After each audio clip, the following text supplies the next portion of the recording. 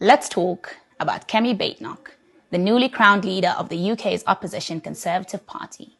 She's the perfect example of what you might call a 21st century house Negro. The British Empire ended slavery, the Atlantic slave trade. We need to talk about that more. Do you remember Malcolm X's analysis that if the master fell ill, the house Negro would say, "What's the matter, boss? We sick?" Because he ends up identifying with his oppressor. Well, Badenoch takes it a step further. She's not just saying we in the sense of her and her master. She wants all of us to forget the British Empire's brutality during slavery and instead thank Britain for ending it. Sister. Ending slavery wasn't a righteous act of morality. It was economics. It made business and sense, or should we say pounds and pence.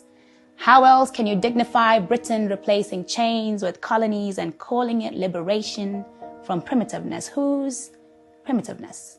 Born to Nigerian Yoruba parents in the UK, Badenoch grew up in Lagos, yet she proudly boasts about having nothing in common with Nigerians, or at least with northern Nigerians whom she lazily associates with extremist terrorists, arguing they were the ones who ethnically cleansed her people. Looks like her memory was also cleansed, as surely she must have learned about Britain's centuries-long ethnic cleansing of African and indigenous people globally. While she doesn't want to be lumped together with Nigerians from the north, ironically, she's eager to project herself as belonging to the British Crown, the same crown whose empire caused Nigeria's north-south divide in the first place in fear of and to prevent a unified rebellion against their settler colonialism. Rather strange, denying your connection to the oppressed, but swearing allegiance to those who still have your own in neo-colonial shackles. Talk about cognitive dissonance on a grand scale.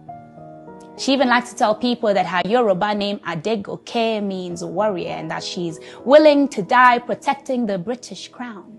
Protected from whom and what exactly? The global south it's still exploiting?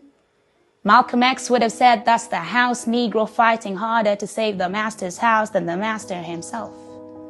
And let's not forget her criticisms of black and brown immigrants, saying they need to integrate into British culture so British values aren't eroded, while she gives European immigrants warm welcomes. British values? You mean slavery, colonialism, fish and chips without seasoning? Kemi Badenoch isn't just echoing the rhetoric of the house Negro, she's updating it for the contemporary, supposedly post-slavery world. Now, for those of you who wish to be welcomed and accepted into the oppressor's kingdom, Badenoch is a walking masterclass of what it takes. Don't let me stop your hustle. As for those who seek to dismantle structures designed to disenfranchise us, she's a reminder that black faces in high places are not gonna save us. So don't be bamboozled. Stay vigilant, stay critical, and question everything.